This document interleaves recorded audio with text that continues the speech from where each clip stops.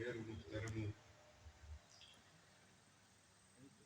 ماته مخامخ ناستو پښتنو مشرانو کشرانو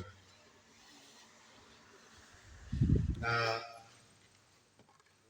زمونږ دغه یو ملګري دا خبره وکړه چې دا چې کوم ناست خلک دي تر دې وخته نو دا اصلي اورېدونکي دي.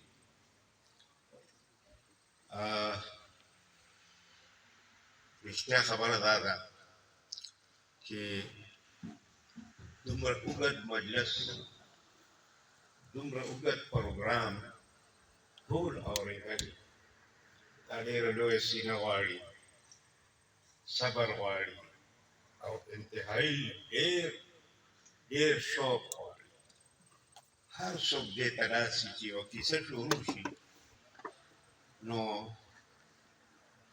هغه په قسطونو کې هم ګوري، په ورځو په میاشتو چې آخري قسط وګوري نو یو حده پورې مطمئن شي. زمونږ د خلکو زړونه او د زړونو جذبې دا د ډېرې ستاینې قابل دي. رښتیا خبره ده او پښتنو ته په لږ غوندې سپک نظره هم په هیره نه دي کاته پکار، په هیره هم پښتانه د دې ډېر داد قابل دي. پښتانه که څه سزاګانې خوري نو زما په خیال ځکه یې خوري چې پښتانه په دې دنیا کې د یو داسې ملک خاوندان چې د دې اوسېدونکي ذهني طور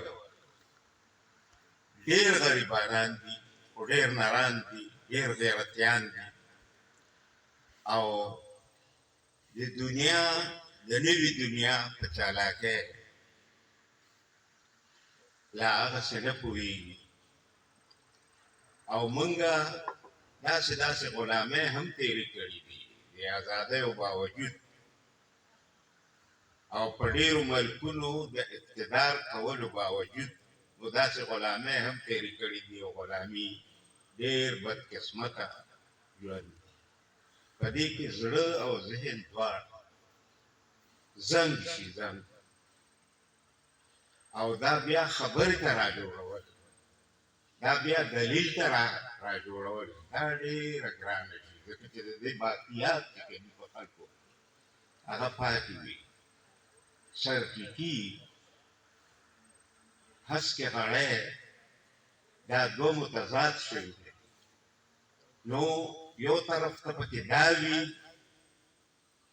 چې د باچا خان غوندې خلک پکې پیدا شي نو هغه خلک د هسکو غړو خاوندان او هغه سرټیټي هغه د هغه غلامانه ذهنیتونه پیدا کوي.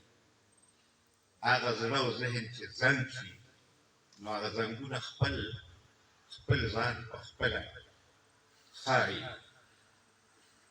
نو دا دوه متضاد کیفیتونه دوه متضاد حیثیتونه دا چې په یو ځای کې راغونډ وي نو هغلته دلیل او د حق خبره دا